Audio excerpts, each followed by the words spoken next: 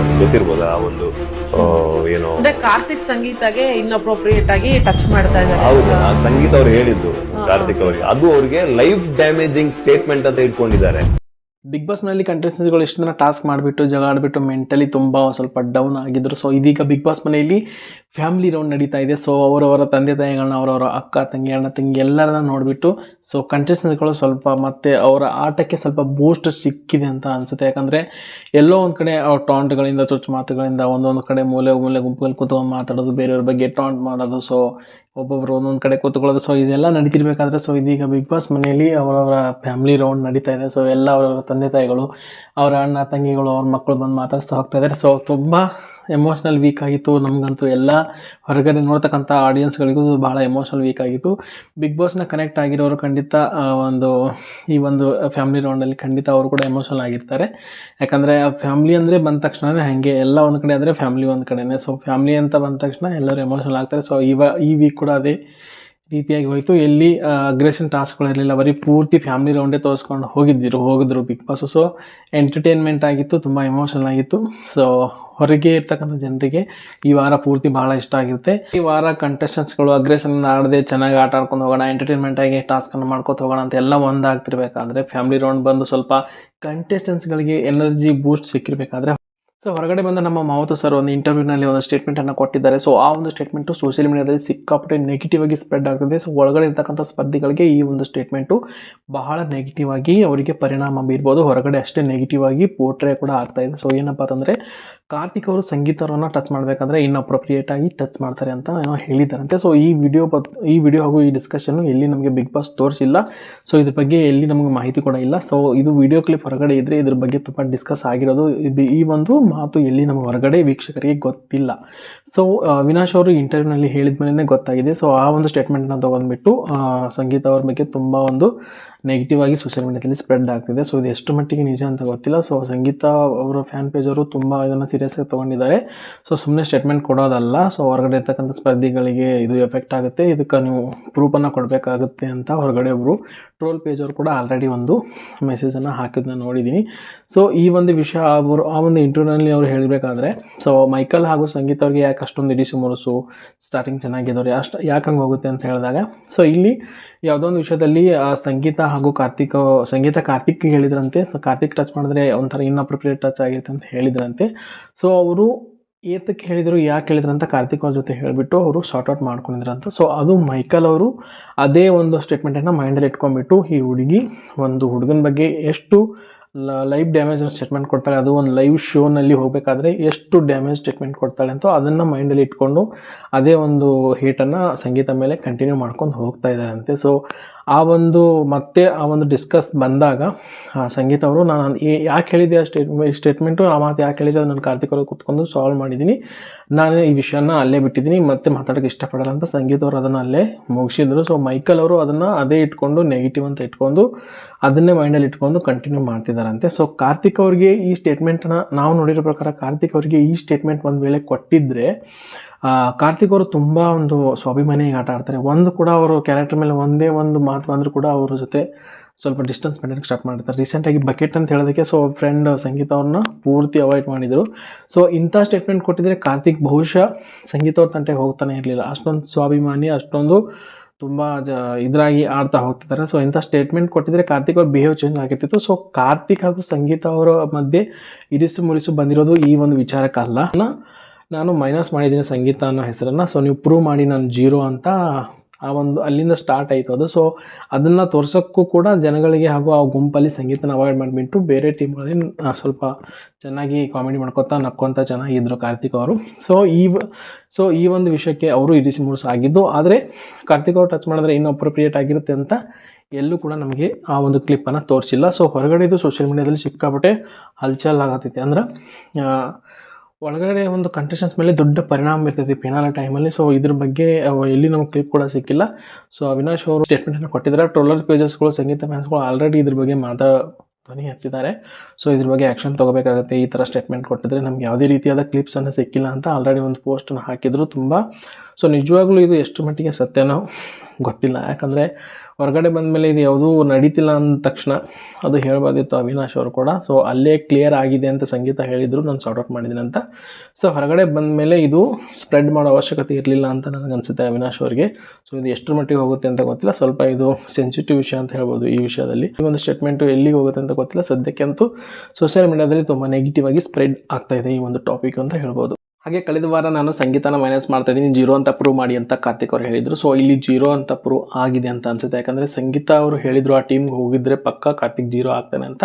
So ಆ ಟೀಮ್ಗೆ ಹೋದ್ಮೇಲೆ ಎಲ್ಲಿ ಅವ್ರ ಪರ್ಫಾರ್ಮೆನ್ಸ್ ಎದ್ದು ಕಾಣಿಸ್ಲಿಲ್ಲ, ಭಾಳ ಸೈಲೆಂಟ್ ಆಗಿದ್ರು ಈ ವಾರ ಕಾರ್ತಿಕ್ ಅವರು ಅಂತ ಹೇಳ್ಬೋದು. 2 ವಾರ ಅವ್ರು ಸೈಲೆಂಟ್ ಇದ್ರು, ಅವ್ರ ಪರ್ಫಾರ್ಮೆನ್ಸ್ ಅಷ್ಟೊಂದು ಜಾಸ್ತಿ ಅಪಿಯರ್ ಆಗಿಲ್ಲ ಎಪಿಸೋಡ್ಸ್ಗಳಲ್ಲಿ. ಹಾಗೆ ಸಂಗೀತ ಅವ್ರ ಟೀಮಲ್ಲಿ ಅಥವಾ ವಿನಯ್ ಒಂದು ಅಪೋಸಿಟ್ ಟೀಮಲ್ಲಿ ಇದ್ದಾಗ ಕಾರ್ತಿಕ್ ಭಾಳ ಹೈಲೈಟಾಗಿ ಕಾಣ್ತಾರೆ. ಸೊ ಅದಂತೂ ನಿಜ. ಆದರೆ ವಿನಯ್ ಟೀಮಲ್ಲಿ ಇದ್ದಾಗ ವಿನಯ್ ಮಾತ್ರ ಹೈಲೈಟಾಗಿ ಕಾಣ್ತಾರೆ, ಕಾರ್ತಿಕ್ ಅವರು ಹೈಲೈಟಾಗಿ ಕಾಣಲ್ಲ. ಸೊ ಇದು ಅವರಿಗೆ ಗೊತ್ತಿಲ್ಲ. ಆದರೆ ಸಂಗೀತ ಅವ್ರನ್ನ ಮೈನಸ್ ಮಾಡಿ 0 ಅಂತ ಪ್ರೂವ್ ಮಾಡೋಕೆ ಹೋಗಿ ಎಲ್ಲೋ ರಾಂಗ್ ಡಿಸಿಷನ್ ತೊಗೊಂಡ್ರು ಅಂತ ಕಾರ್ತಿಕ್ ಅವರು ಅಂತ ಅನಿಸುತ್ತೆ. ಯಾಕಂದರೆ ಈಗ ನಮೃತ ಅವರು ಸ್ವಲ್ಪ ಗೇಮ್ ಚೇಂಜ್ ಮಾಡಿಬಿಟ್ಟು ವಿನಯ್ ಅವ್ರ ಟೀಮ್ದಿಂದ ಸ್ವಲ್ಪ ಮೈಂಡ್ ಯಾವ ಟೈಮಲ್ಲಿ ಮಾಡಬೇಕು ಆ ಟೈಮಲ್ಲಿ ಮಾಡಿದ್ದಾರೆ. ನಮೃತ ಅವರು ಈ ಫಿನಾಲೆ ಟೈಮಲ್ಲಿ ಸ್ವಲ್ಪ ಮೈಂಡನ್ನು ಚೇಂಜ್ ಮಾಡಿಬಿಟ್ಟು, ಹಾಗಾಗಿ ನಮೃತ ಅವರು ಸಂಗೀತ ಟೀಮ್ಗೆ ಹೋದ್ಮೇಲೆ ನಮೃತ ಕ್ಯಾಪ್ಟನ್ ಕೂಡ ಆದರು. ಸೊ ಆ ಕಡೆ ಹೋಗಿ ಕಾರ್ತಿಕ್ ನಿಜವಾಗ್ಲೂ 0 ಆದರು, ನಮೃತ ಇಲ್ಲಿ ಬಂದು ಕ್ಯಾಪ್ಟನ್ ಆದರು. ಒಂದು ಟ್ರೋಲರ್ ಪೇಜಲ್ಲಿ ತುಂಬ ಚೆನ್ನಾಗಿ ಹಾಕಿದ್ರು ಲೈನು, ನಮೃತ ಅವ್ರು ಬದಲಾವಣೆ ಮಾಡಿಕೊಂಡು ಸಂಗೀತ ಅವರು ಟೀಮ್ ಬಂದಮೇಲೆ ಕ್ಯಾಪ್ಟನ್ ಆದರು. ಸೊ ಸಜ್ಜನರ ಸಂಘ ಹೆಜ್ಜೆನೂ ಸರಿದಂತೆ ಅಂತ ಹಾಕಿದ್ರು. ಸೊ ನಿಜವಾಗ್ಲೂ ಅನ್ನಿಸ್ತು, ಯಾಕಂದರೆ ಕಂಫರ್ಟ್ ಝೋನ್ ಬಿಟ್ಟು ಹೊರಗಡೆ ಬಂದಾಗ ನಮೃತ ಅವ್ರು ಕ್ಯಾಪ್ಟನ್ ಆದರು.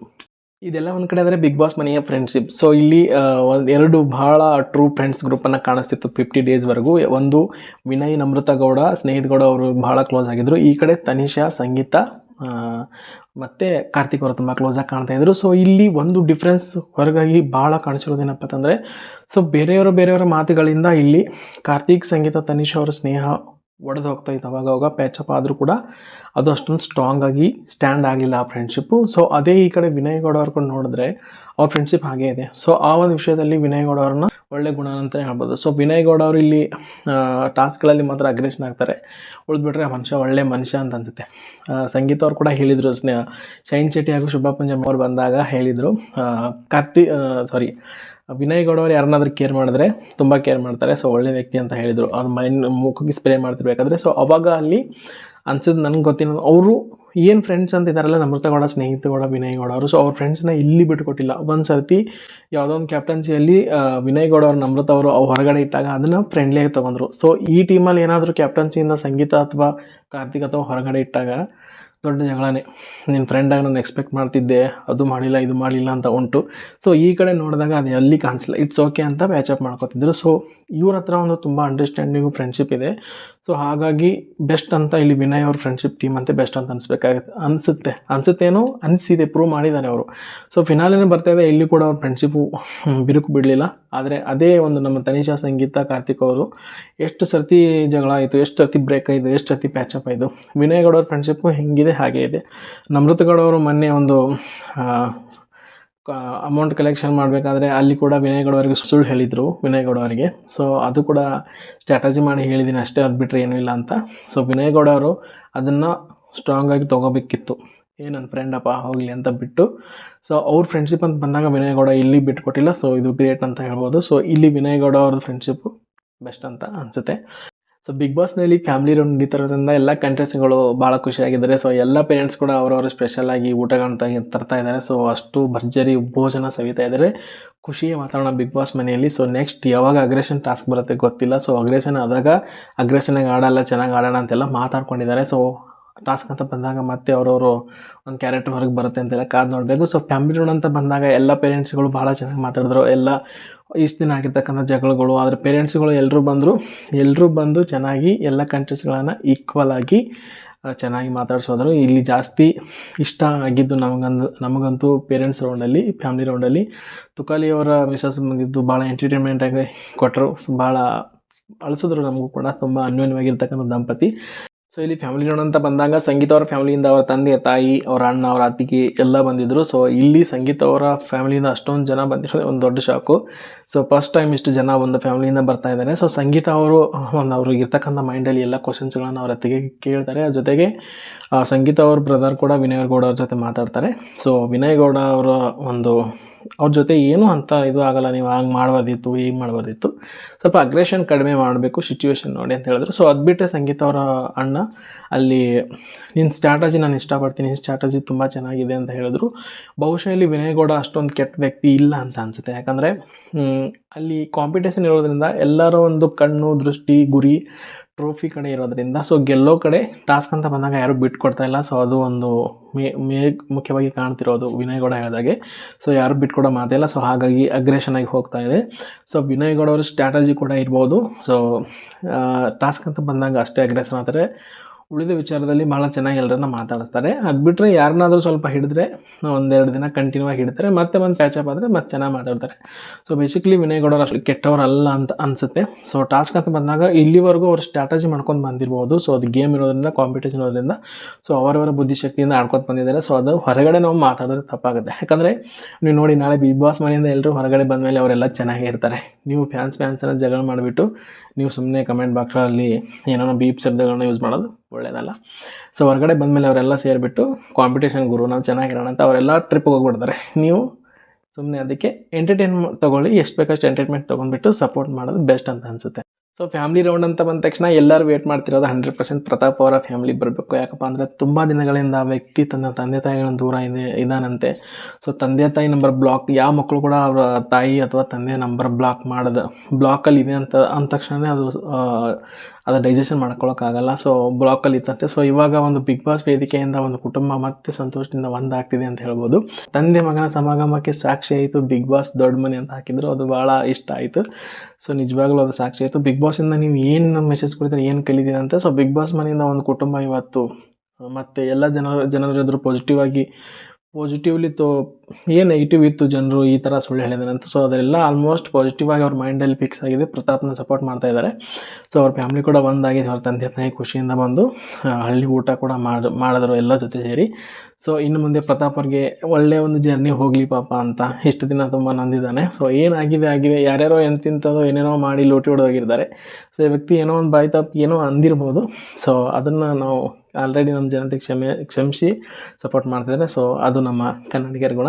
ಸೊ ಫ್ಯಾಮ್ಲಿ ರೌಂಡಲ್ಲಿ ನಿಮಗೆ ಯಾರ ಒಂದು ಫ್ಯಾಮ್ಲಿ ಒಂದು ತುಂಬ ಎಂಟರ್ಟೈನ್ಮೆಂಟ್ ಆಗಿತ್ತು, ಸೊ ಫ್ಯಾಮ್ಲಿ ಬಗ್ಗೆ ನೀವು ತಪ್ಪದೆ ಕಮೆಂಟ್ ಮಾಡಿ. ಸೊ ಯಾರೆಲ್ಲ ಮೊದಲನೇ ಬಾರಿಗೆ ಫಿಲ್ಮಿಕರ್ಸ್ ಕನ್ನಡ ಯೂಟ್ಯೂಬ್ ಚಾನಲ್ ಸಬ್ಸ್ಕ್ರೈಬ್ ಮಾಡಿಲ್ಲ, ಸೊ ಪ್ಲೀಸ್ ಸಬ್ಸ್ಕ್ರೈಬ್ ಮಾಡಿ. ಸೊ ಈ ವಿಡಿಯೋನ ಲೈಕ್ ಮಾಡೋ ಮುಖಾಂತರ ಸಪೋರ್ಟನ್ನು ಮಾಡಿ. ಸಿಗೋಣ ಮುಂದಿನ ಕಂಟೆಂಟಲ್ಲಿ.